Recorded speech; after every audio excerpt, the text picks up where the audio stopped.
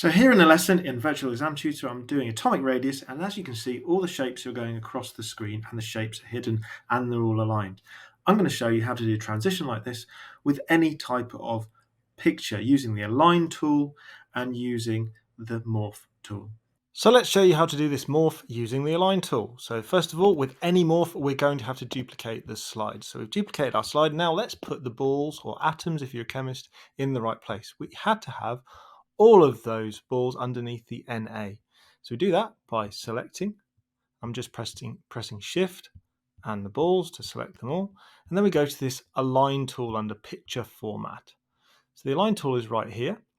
Okay, and when we click it, we've got lots of options: align left, center, right, top, middle, bottom, and distribute underneath as well. We'll go through distribute in another video, but let's go align. So we're going to align left.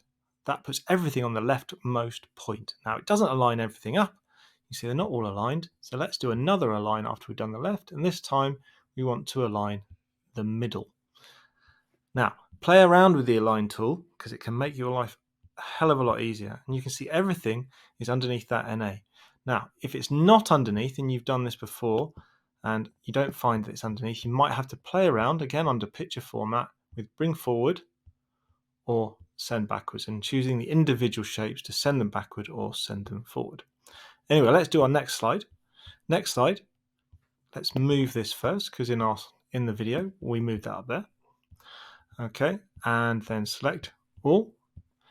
And this time the align tool is going to be middle.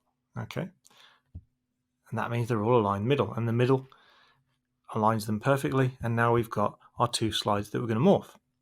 So we take the one we're going to morph into, go to transitions, and then press morph. Okay, and as you can see, it's already there. Let's do it properly. And here you have a beautiful morph with the align tool